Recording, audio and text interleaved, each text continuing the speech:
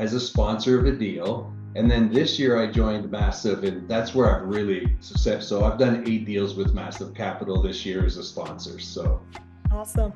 And you said something that is kind of interesting. There was a group that was in trouble, and instead of running away like most people do, you actually went into the fire and helped them. What kind of made you decide to do that, where most people would be scared to do that? well, I wanted to help. I wanted to learn. So the best way to learn is obviously to do. And so I went up to where the main sponsor, he was located in Dallas, and I said, listen, I really need the help. And he said, well, could you start doing, and then it escalated what I did. So it actually escalated in a 5 month period to where I was just supposed to help an asset manager to I Yep. was the asset manager to they fired the property management company. And I was like basically running everything. And part of it was, the deal was in trouble and they were looking for everybody to blame.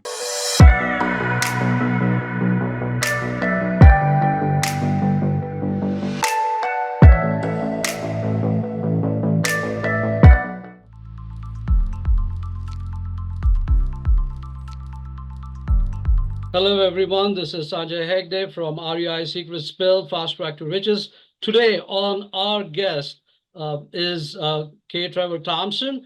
And Mr. Thompson and I have been friends for long, and it was very generous of him taking his time to get on this call. But I want to let you know that Trevor started off a company called Massive Capital years ago. He's based in Texas, even though he's a Canadian, and he's such a sweetheart, and he's got that Canadian warmth in him. Even though it's pretty cold out there, his heart is really, really warm. Wonderful human being, great connector. I've always seen him helping people connect everybody out there, and he's been investing for a very, very long time. He's been in what, 31 syndications, 28 full cycle, and as a limited partner, and 11 as a general partner sponsor.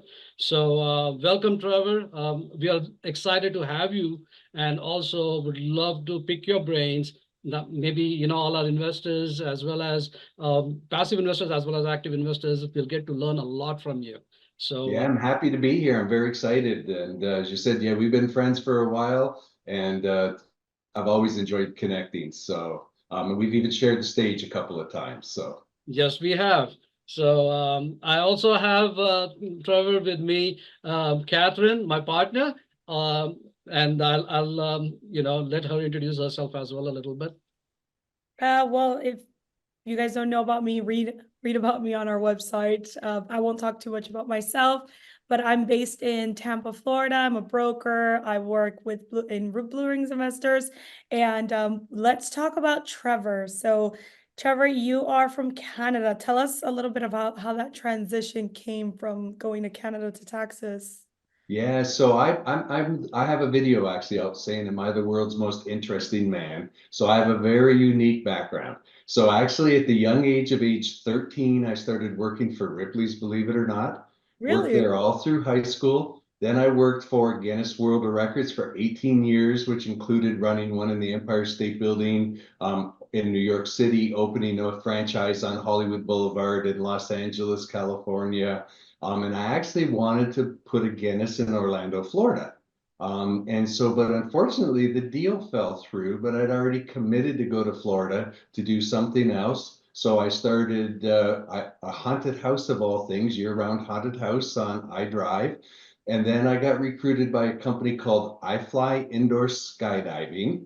I did 20 years with them and opened 46 of 80 locations all over the world, including the one near you in Tampa. Yeah. And so it was a great career. And interestingly enough, at the very first team meeting, the owner gave everybody a copy of Rich Dad, Poor Dad. And my biggest lesson in life is I read that book, it intrigued me, and I did nothing. I Wow. was afraid of toilets, tenants, and trash. I didn't do anything. And then once I kind of got a little more comfortable, I used the excuse, no time, no money. Yep. Didn't have time to do it, didn't have money to do it. Right. And then, but I was always super interested. And then iFly got bought out by a private equity company. And so the no money excuse kind of disappeared for me. So I said, that's it. I've got to learn about real estate investing. And I had no idea about syndication. And it was my third seminar, weekend seminar that I went to. Somebody talked about syndicating multifamily deals. And it Right. was like I found something of my dreams. Where have you been my whole life? I had no idea that I could give experienced people money. Right. They would take care of everything. I would buy a real asset. I would get all the benefits as an owner, and I would make money while I sleep. I was like, where have you been? So I started very aggressively looking for deals and being an investor. So to date, I've invested passively in 20 syndications. 8 of those have gone full cycle in a variety of real estate investments, not just multifamily now. And then I started getting a little bit more involved in being active. There was actually a deal through my mentorship group that was in trouble. So I volunteered to help. And then I realized how much I enjoyed like making the apartment a better complex, being responsible for things. So I decided, well, let me look into being active. Then Yeah. we had this strange thing that happened called COVID. And my company decided they no longer needed me. They weren't expanding. They were trying to stay alive like a lot of businesses were. So Right. they let me go.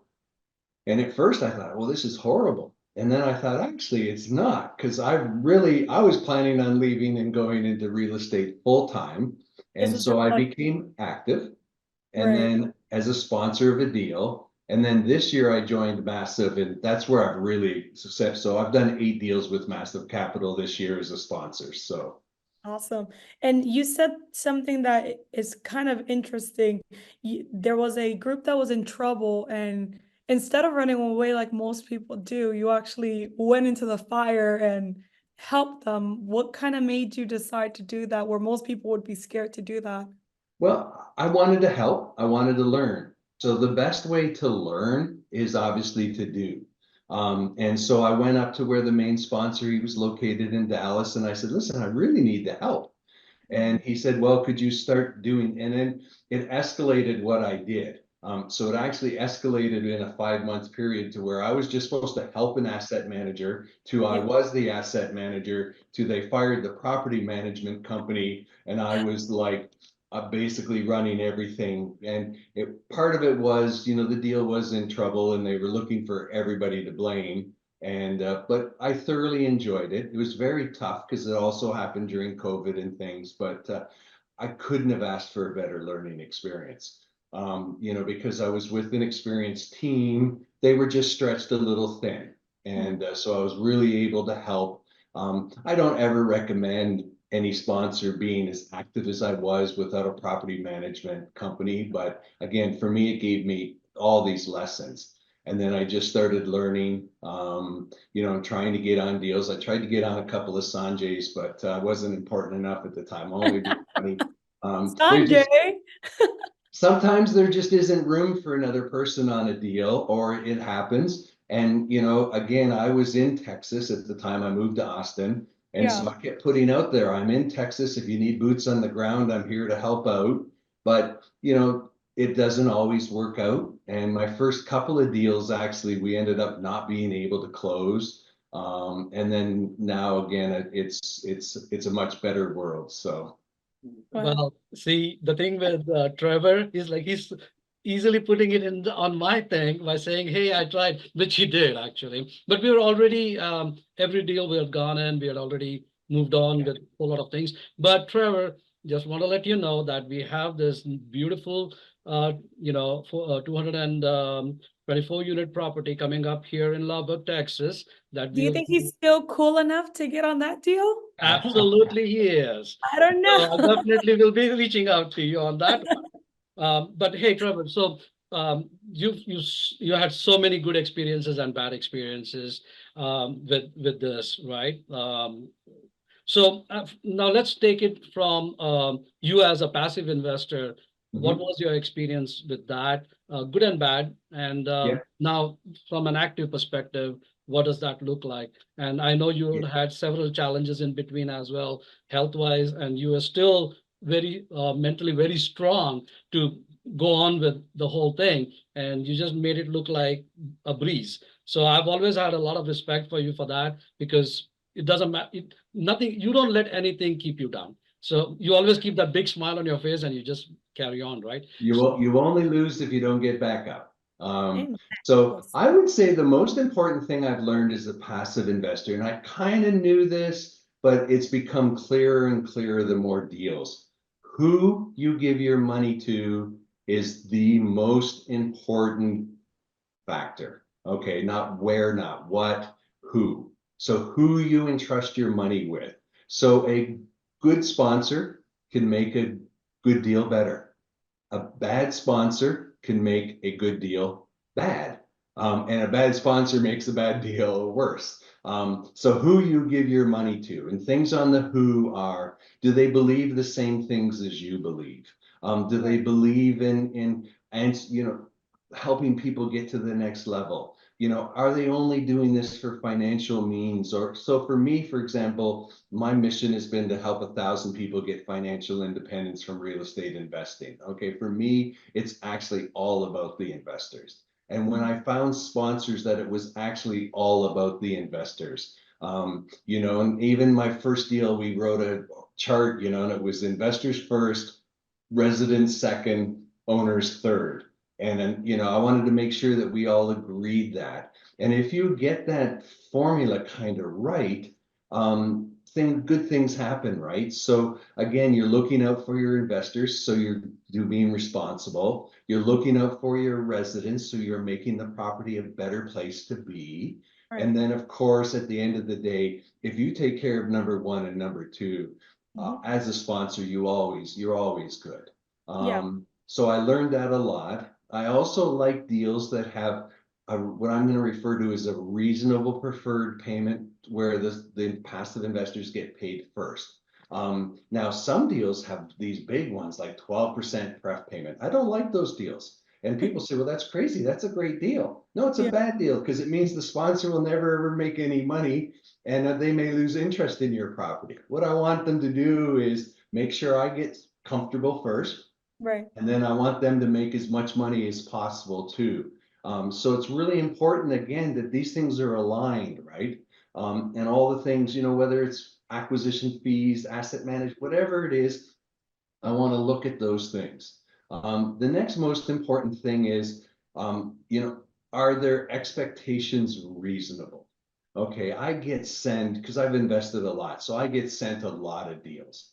And when I see people saying, I'm going to triple your money, I'm going to do this, I'm going to do that, don't even look at it. Hit the delete button. Okay. Again, I came from a mama who said, if it's too good to be true, it probably is. Yep. Right. So I'm looking for people that are realistic, that are down to earth, that care about the people that invest with them, that create communities where people can talk and do. And, there's lots of different communities out there. I just want to be with a group that cares about that. And so to me, again, who is the most important thing for your money?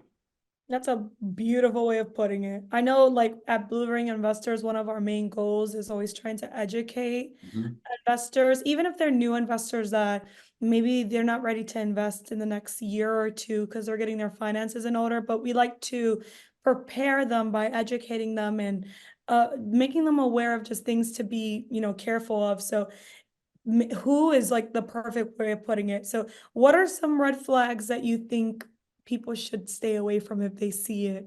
Well, so it's very interesting, right? Nobody ever gets on their webinar and says, we have an average deal in an average market with average returns, right? Nobody ever says that. Have you Right. ever gone to a presentation where they say, we really didn't do conservative estimates? We're just throwing it out there, right? So again, you've got to understand your market, the products, enough to understand what is reasonable, right? What are reasonable rent increases? What are reasonable occupancy increases? What are things to happen, right? And then obviously the last year has taught us a huge lesson that fixed rate debt it's way more than king, right? It was like, it wasn't even on the radar before.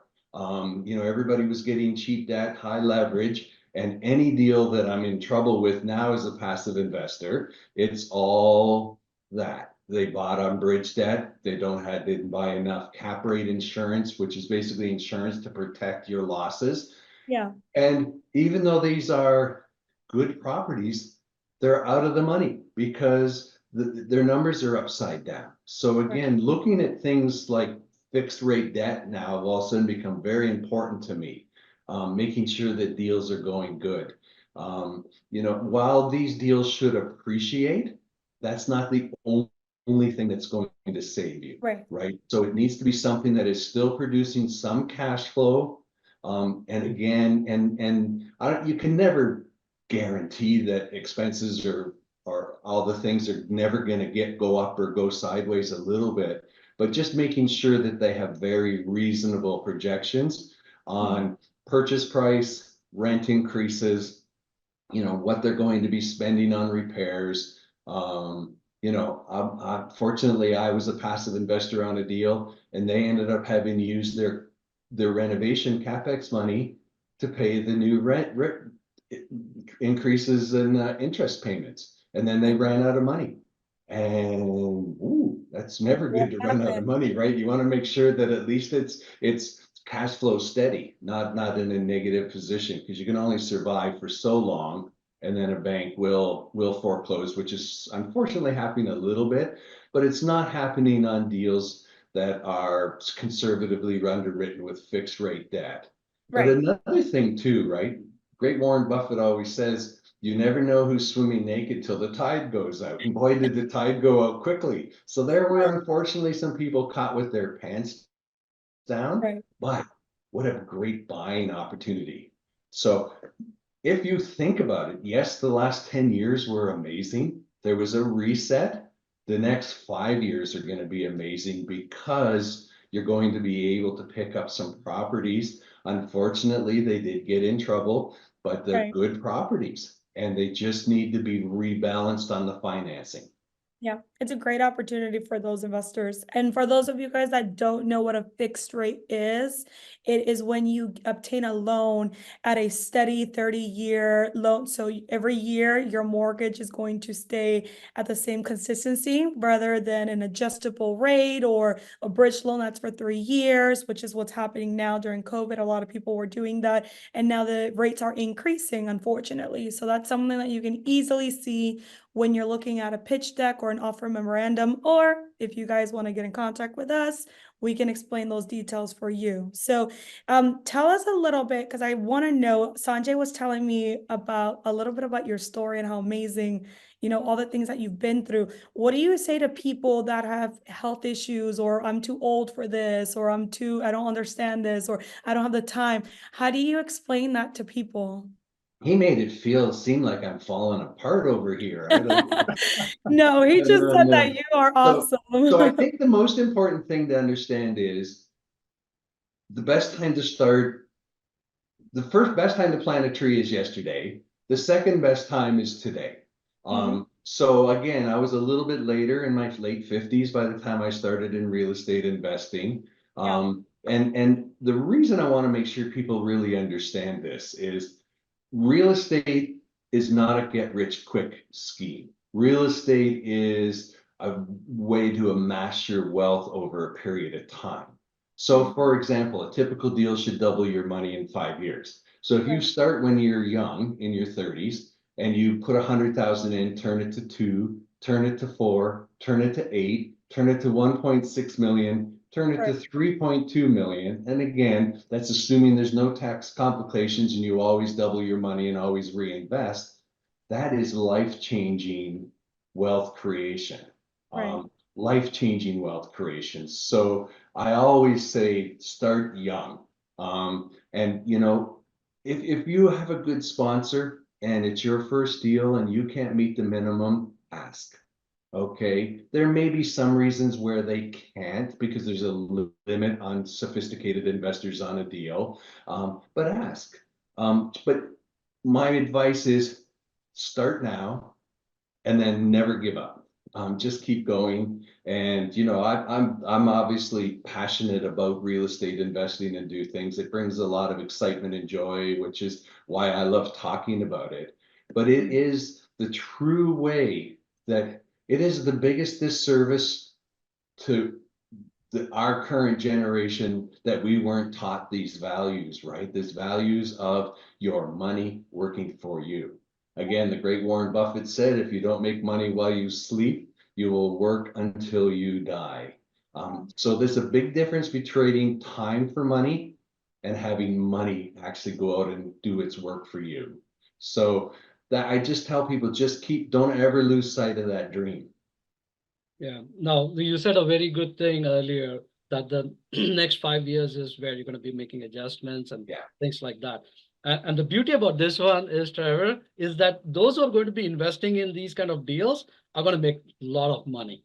You know, Yes. everybody is scared kind of because of the situation it is. They always think that, is this a good time to invest?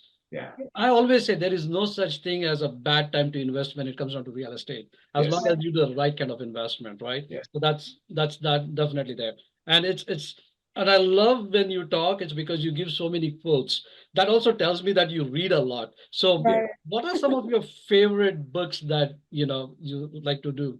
Well, You read a lot. I read a lot of books, yes. And so my favorite always is I tell people to do Grant Cardone's 10X and do it on Audible, and then follow it by Be Obsessed or Be Average on Audible. I actually start my year every year with his books. But there's a couple of great real estate books depending on what you're going to do. So there's one by James Kamasami about passive investing. And then there's one by Joe Fairless, the best ever syndication book, and it's a really good book. But Yeah. there are numerous books out there, and you should always be educating yourself. But there's no book is going to give you all the answers, right? And no book has one clear answer. No, anything has one clear answer. So it's going around and finding different things, learning from people, looking for people that are genuinely interested in you, genuinely interested in educating you, to have that kind of environment. Yeah. My best deal to date, I invested with somebody that did a webinar how a deal didn't go the way they wanted it to go. They didn't produce the returns for the investors, Right. how embarrassed they were, how they reduced what they were allowed to collect. They still made some money, which is fair and fine, right? And I thought, man, that's a great story. Because we all try to look good, right? We all try to say, well, we're never gonna, hey, you're buying businesses. People don't understand that. We're buying a real asset that has a business running in it. And so there's a lot of moving pieces. It doesn't always go right, but you want to have people that are dedicated to making it right and protecting your wealth. That's super important. So the So honesty of that was what made you want to invest with them. Yeah. yeah, Yeah. so You always look for people that are going to tell you the truth. exactly.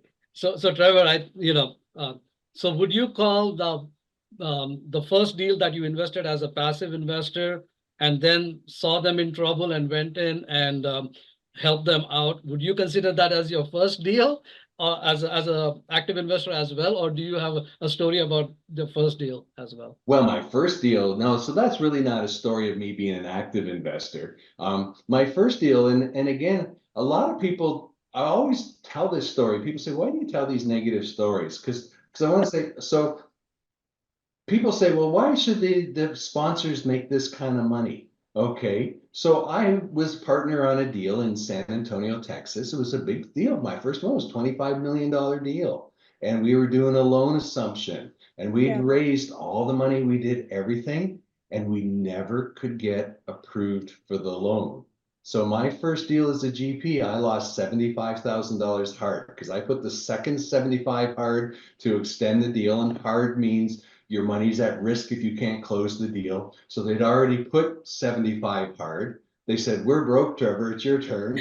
I put my 75 hard, which by the way, was my passive investment in the deal already.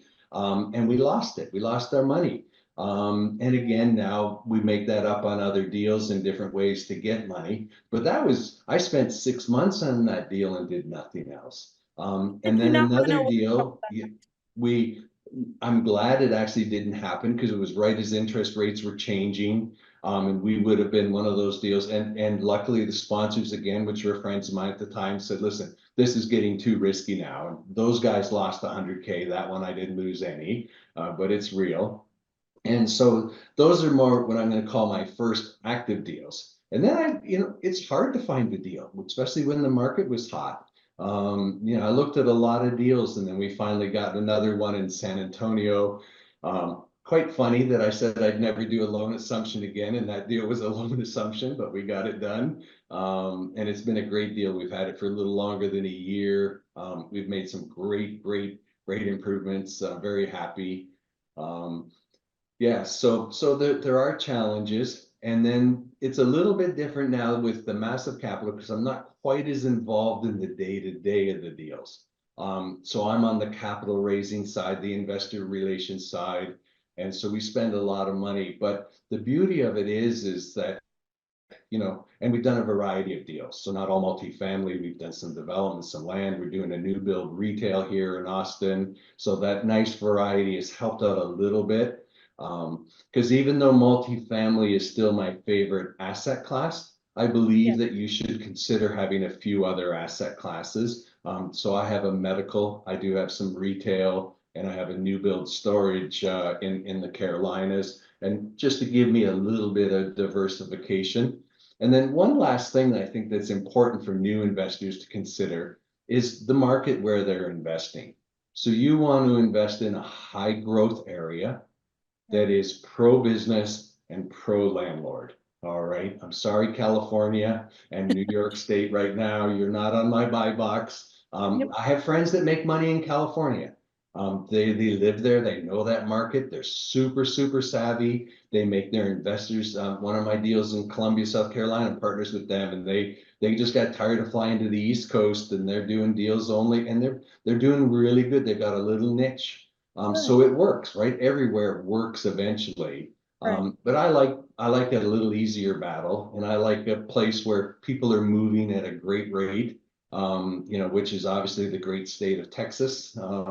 But other markets are really good as well, especially Florida, the Carolinas, the very good states. So Trevor, I know you talked about, you're more on the capital raise side now, and you're doing very active on social media that I see every day. I always get a like or a heart from you with every single thing I post. I'm pretty sure I follow you as well. But I do know you put in a lot of work into all of these things, which takes a lot of time. So Yeah. how do you keep track of all this? Like, what kind of tools do you have? Like, what do you use for your marketing side of stuff and, communication with your investors? Yeah, so I still haven't gone completely like what I'm going to refer to as automated. So I have a VA that can make me look good. And that's a lot of work, right, to make me look good. But I do a lot of funny posts and a lot of different things. And she posts on Instagram because us old guys just can't quite figure out Instagram. I have a Facebook group, and then I'll often copy my Facebook group. But I'm going to be honest, I spend a lot of energy on it, but my purpose is a lot different. So I try to post either inspiring or educational, but I'm not just out there. What I want to do is create a genuine connection. So when I have connections, I make sure I follow up with my connections. So that's why you get a lot of likes from me, because you're a good connection of mine. And I like that. I want to support people. A lot of people are just posting out there, and I don't have VAs answering my messages yet because I still don't trust the messaging. I may get to that point, and I've got some friends that do quite well on that. But I hate it when I get a message on Instagram from somebody that I've known for years saying, "So are you interested in real estate investing?" And I'm like, "Are you a human or are you a VA or a robot?" Like, I don't like that because, again, I want to make personal connections. That's what's important to me. So that's why I spend so much energy on it. You know, I want people to connect with me. I want people feel comfortable to reach out to me, to talk to me. So it's just one of the things I've said I'm going to spend a lot of energy on. So I'm an early riser, and I get my cup of coffee and my iPad, and I don't even look at my email. I look at my email to see if there's a crisis, and then I go and I wish everybody a happy birthday. I click and respond, and it's just because it's important to me. No, you're a very genuine person there, Trevor. I've met right from the time we've met. I've seen that about you, and that's why I love you so much. And Oh, obviously, Trevor, I know it's almost we're coming to the end of the session. But for those who want to follow you, get to know you better, and reach out to you, what do you think would be the right way of getting? So LinkedIn is the best way to reach me. So LinkedIn, you can make a connection. You just got to remember the K. My legal name is Keith, but I've never been called Keith. So if you watch the Most Interesting Man video, I explain it a little more. But on LinkedIn, it's easy because it's, you know, I accept most connections from people on LinkedIn. And then on that, there's also a link to book a call with me. And I also have a thing connected to my link tree, which goes to all of my other social media avenues. Facebook, you know, I have to get rid of people just to keep under that 5,000. And I do have a Facebook group that I haven't spent a lot of energy growing yet, which I need to. And then, of course, Massive Capital also has all its social media channels as well. Awesome. nice. We'll have to be reaching out to him when we get to Texas, Sanjay. Absolutely, absolutely. And obviously, Trevor, just so anybody wants to meet with you in some of these seminars or webinars, seminars that you are pretty active with that. Yeah. So any Well, Massive Capital does a webinar every Wednesday night. It's educational based. It's at 6 Central, so different time zones. But again, our goal is to educate. We get on average 80 people on our webinars, and 50% of them are almost new every week. So we have some regulars that come all the time, but our goal is to create value, to create education. Also under Massive Capital, we have another group called She, and it's a female only, and they meet every other Tuesday at 6. And Yeah. it's all about female empowerment, building wealth, understanding real estate. And these ladies are part of Massive Capital. They are, so there's a couple of ladies that they also run the She group, and we have a WhatsApp channel, and they're called Trevor's Angels. Oh, that's Because and it was funny, the one girl didn't know who Charlie's Angels were, and I said, well, it's some guy that sits back and talks on the phone, and all these pretty girls do all the work, which isn't really true. I try to work hard too, but yeah, so, but that's the nice thing is we have all these different communities, and again, the goal is outreach, education, connecting with people. You know, it's this real estate, especially on the sponsorship side, is a team sport. And you need a good team to pull off a deal, right? So again, when you're looking at a sponsorship team, look at the team dynamic, see the energy between the team. Who's in the market? Who can do the things? Who understands it? You need the financial person, you need the operational person, and then you need the, I'm going to call the engagement person, which is my title, to connect with people and make them feel like they are partners. When you invest in a deal, you are a partner. And in fact, the passive investor partners actually own the majority of most deals, more than 50%, sometimes as much as 80.